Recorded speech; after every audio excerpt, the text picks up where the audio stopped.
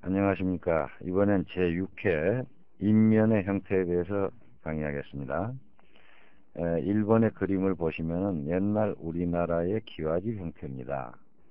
지금 좀 그림에 조금 잘못되어 있습니다만 여러분들이 옛날 기와집을 보시면은 몸체보다도 지붕에 해당하는 부분이 상당히 큽니다. 근데 지붕이 양쪽에 올라가고 중앙선이 조금 낮은 부분이 되어 있어요. 그래서 가운데는 좀 낮고 양쪽은 이렇게 올라가고 이렇게 되어 있습니다. 그리고 몸체보다는 지붕이 좀 많이 큰 편입니다. 그래서 옛날 기와집에 사는 사람들은 대개 보면은 우리나라의 지배층 양반들이 많이 살았기 때문에 양반들이나 뭐 돈 많은 사람들 이런 사람들이 살았었죠. 그러다 보니까 지금 거기서 지붕과 몸체를 구분해서 보시면은 오른쪽에 글씨를 보면서 제가 설명을 드리겠습니다. 지붕은 위에 있으니까 상이고 몸체는 밑에 있으니까 하가 됩니다. 그래서 이것은 우리 지구상에서 보면은 상이라는 것은 하늘에 해당하고 하라는 것은 땅에 해당하는 지역이죠. 그래서 이 지붕은 하늘을 보고 있고 이 몸체는 땅에 몸을 기대고 있는 형상입니다. 그래서 하늘은 양이고 땅은 음이기 때문에 지붕에 해당하는 부위는 남자고 몸체에 해당하는 부위는 여자가 됩니다. 그런데 옛날에는 지붕이 몸체보다 훨씬 크다 보니까 거기 보시면 정신은 양이고 육체는 음이다 그랬어요. 그래서 이 정신적으로는 우리가 크게 생각하고 육체는 하시했단 말이죠. 다시 한번 그 보면은 남녀가 있는데 이때의 이조 시대의 이 사회 제도라는 게 남존여비입니다. 남자를 존엄하고 여자를 천시했단 말 얘기죠. 그래서 이조 사회가 남존여비 사상이었고 육체보다는 정신을 우선으로 했고 그래서 항상 이 정신적인 것을 크게 생각했지 육체적인 것은 이건 무시했어요. 그 다음에 현실보다는 이상을 추구했습니다. 지금은 내가 못 살아도 내 다음 때 자식 때는 잘 살게 해야 되겠다. 좀 더 낫게 살게 해야 되겠다 하는 이런 생각으로 사람들이 살아왔습니다. 그래서 현실보다는 이상을 우선하였고 그리고 문이 양이라고 한다면 무관은 음입니다. 그래서 문관이 지배를 하고 무관을 천시하다 보니까 우리가 역사적으로 보면 고려시대 최충원이나 정중부의 무관들이 난리를 일으켜서 또 한때 집권을 했었고요. 또 이조시대도 뭐 이시의 난이나 홍경래 난이나 이런 그 난들이 또 있었어요. 결국은 문이 무를 지배를 했습니다. 그리고 재물보다는 명예가 귀가 지배를 했어요. 그래서 양반들은 귀, 즉 명예는 얻으려고 해도 직접 돈을 벌지는 않았습니다. 돈이라는 것은 밑에 이제 뭐 중인들이나 보통 사람들, 상인들 이런 사람들이 돈을 벌지 양반이 돈 버는 것은 이거 수치로 알았단 말이죠. 결국은 이러한 지배 형태, 구조의 형태에 따라서 2조 500년사가 보여주고 옛날에 우리나라가 보여주는 그러한 것을 보면은 여러분들이 연속극이나 역사책에서 보시면은 느끼실 겁니다. 남존여비 사상이고 육체보다는 정신을 현실보다는 이상을 무관보다는 문을 그리고 부보다는 귀를 더 우선시했고 이러한 시대가 있었습니다. 그런데 밑에 2번에 보시면은 우리나라의 초가집 형태를 보시면은 초가집은 중심 부위가 위로 올라와 있고 양쪽이 이렇게 내려와 있고 몸체와 지붕이 그렇게 서로 비슷하지 몸체라고 그래서 적고 지붕이 크고 기와집 형태처럼 그러진 않았어요. 그렇기 때문에 여기서는 중심 부분인 중앙으로 해서 기가 모여서 우선 초가집에 사는 평민들 단결이 잘 되고 협동정신이 강하고 그리고 화합이 잘 됐습니다. 그러나 아까 위에 기와집에서 보시면은 중앙선을 중심으로 양쪽으로 귀퉁이가 올라와 있기 때문에 여기서는 분열이 돼서 결국은 동인이다, 서인이다, 노론이다, 소론이다 하는 게 전부 양반들 사회에서 생긴 거지, 이 초가집에서 사는 보통 사람들 관계에서는 생기지가 않는 겁니다. 그래서 이 기와집의 형태에 따라서 그러한 사고방식이 생긴다는 얘기죠. 이렇게 집이라는 것이 우리 인간에게 미치는 영향이 정말 지대합니다. 그래서 이 초가집과 기와집의 대조적인 그림을 보시고 여러분들이 한번 생각해 보시기 바랍니다. 세 번째, 현재 우리가 살고 있는 집의 형태를 보시면은 가장 많은 게 지금 아파트 내지는 단독인데 거의 지붕이 없는 슬라브 형태입니다. 그래서 이 아파트도 보면은 천정이 곧 자기 집의 지붕이죠.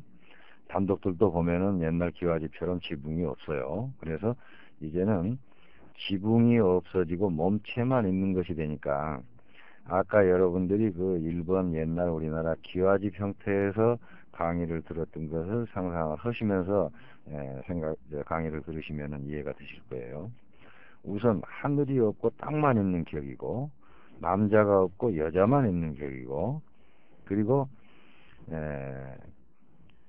위에는 양이고 밑에는 지붕은 양이고 몸체는 음이라고 그랬는데, 우선 지금 현대 사회가 여성 상위 시대로 바뀌어 버렸어요. 우리가 이조 시대만 하더라도 남존여비 그런 사상이었는데 지금은 모든 주도권을 여자가, 주부가 다 쥐고 있습니다. 그래서 남자들이 직장에서 열심히 일을 해도 온라인으로 해서 주부가 돈을 만지게 되지, 남자들은 용돈 타다 쓰게 돼 있단 말이죠. 그 다음에 미래보다는 현실, 즉 이상보다는 현실주의입니다. 그래서 아파트 문화라는 게 옆집에서 외식하면 우리도 애들 데리고 가서 외식하고, 옆집에서 자동차 사면 우리도 사고, 그래서 아파트 문화라는 게 저축이 별로 없어요. 우선 현실주의라는 얘기죠. 그리고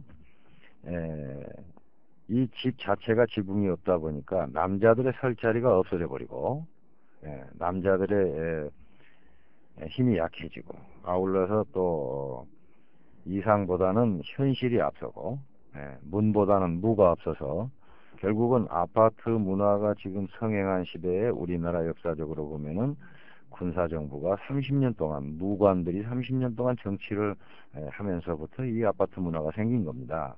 결과적으로 이것은 지붕이 없어진 결과니까 양은 없어지고 음만 강해서 황금 만능주의가 돼버리고, 천정이 점차적으로 낮아졌어요. 아파트도 처음보다 지금은 더 낮아진 게, 한 세대라도 더 짓기 위해서 땅값이 비싸고 일정한 땅에서 이 세대수를 많이 늘려야 되니까 천정이 낮아져 가지고 이상은 없어지고 모든 것을 현실주의로 하고, 또 천정이 낮아진 만큼 사람 마음도 각박해지고 여유가 없고 또 이해심이 없고 포용력이 없고 해서 자꾸 남과 다투고 질시하고 원망하고 싸우고 이러한 일들이 점차적으로 더 많아지고 있습니다. 그래서 어떤 면에서는 이 좁은 공간에서 살다 보면 마음에 여유가 없다 보니까 사람이 각박한 인심으로 변하면서도 일종의 심장병 같은 것이 많이 생길 수가 있어요. 답답하니까 심장병이 생기는 거죠. 그래서 거기 보시면 여성 위주고 현실주의고 황금 만능주의고, 그리고 미래가 없다는 거, 또 이상이 없다는 거, 이러한 것들이 바로 오늘날 슬라브 형태의 아파트나 단독이 변화했기 때문에 이렇게 변화하고 있는 겁니다. 그리고 이제 그 밑에 네 번째 보시면은 옛날 한때 이런 지붕이 유행했던 때가 있었는데, 이렇게 되면 이것은 분열이 됩니다. 그래서 이때 아마 동서 분열이 됐을지도 모릅니다. 이런 집들은 양쪽으로 분열이 되니까 이 집에 사는 사람들도 서로 뭐 엄마 편이다 아빠 편이다 해서 분열이 될 수도 있고, 가족끼리도 분열이 되고, 사회적으로도 그렇고, 이러한 지배 형태가 되면 국가적으로도 그렇습니다. 다섯 번째는 보면은 이것도 한때 우리가 유행했던 이런 집들이고, 지금도 이러한 구조의 집이 있지만 중앙선을 중심으로 해서 기가 모이고 있어요. 그래서 이러한 것이 바로 단결이 되고 화합이 되고, 그래서 발전할 수 있고 하는 이상적인 건물이라고 볼 수가 있습니다. 자, 이번에는 여섯 번째, 은행과 전당포를 보겠습니다.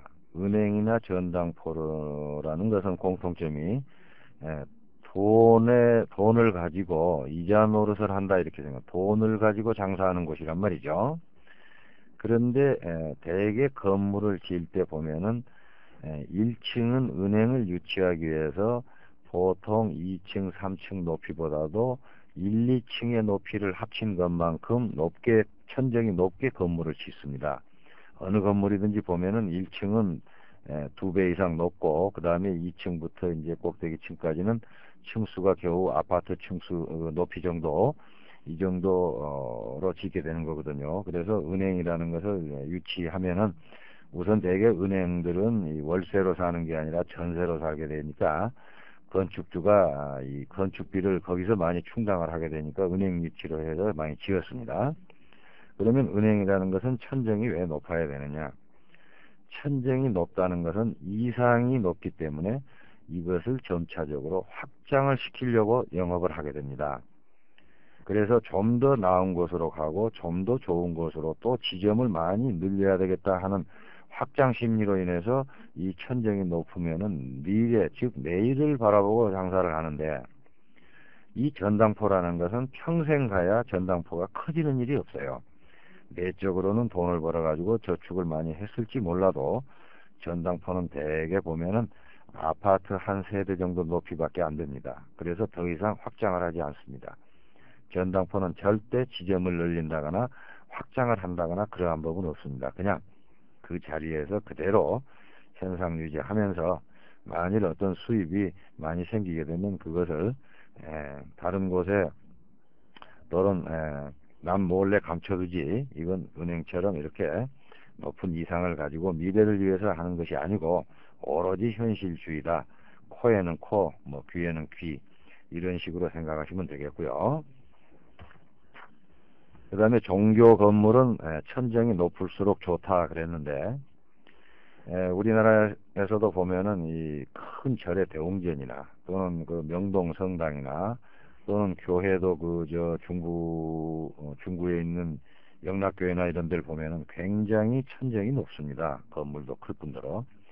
이런 데서는 이상이 높고 좀 더 이 현재보다는 미래를 위해서 또는 현실보다는 이상주의로 흘러가기 때문에 그런 종교 건물에 가게 되면은 이 11조 헌금이나 돈에 대해서 그렇게 재촉을 하지 않아요. 그런데 뭐 내고 싶으면 내고 그건 본인 알아서 다 하라고 하는 그런 분위기죠. 그러나 이런 일반적인 건물에 새 들어 사는 종교단체는 빨리 땅을 사가지고 다른 데로 자기 건물을 지어서 이사를 가야 되기 때문에 아주 그 금전에 대한 얘기를 많이 합니다. 특히 11조 헌금을 많이 강조하고 이러기 때문에 종교 건물은 천정이 높을수록 거기에서 우리가 그 종교에서 이 정신적으로 얻을 수 있는 것이 많고 우리한테 도움이 된다, 이런 관점으로 보시면 되겠고요. 일곱 번째 여덟 번째죠. 여덟 번째 마당의 형태를 보면은 밑에 글자를 보시면 마당이라는 것은 남자가 노는 놀이터가 되고 대문은 부인이 출입하는 출입구로 생각하시면 됩니다. 그래서 마당이 둘이면 이 남자가 노는 곳이 두 군데이기 때문에 자기 집 말고 또 다른 데다 부인을 얻어서 두 집 살림을 하고 싶은 심리 상태가 생깁니다. 그래서 마당이 둘이면 부인이 둘이고 마당이 셋이면 부인이 셋이 될 수 있다. 그러나 대문이 둘이면 또 뭐냐, 이건 부인의 출입구이기 때문에 이 부인이 또 탈선할 수 있는 그런 심리 상태가 생깁니다. 그래서 마당과 대문의 관계는 마당은 남자의 놀이터라고 생각하시고 대문이라는 것은 부인의 출입구로 생각하시면 됩니다. 밑에 그림은 보면은 지금 마당과 건물의 비율이 비슷해서 아주 이상적이고 쓸모있는 그런 땅과 건물을 지녔다, 이렇게 볼 수 있겠죠. 이상으로 인면의 형태, 여기에 대해서 설명을 드렸습니다. 다음 기회에 뵙겠습니다.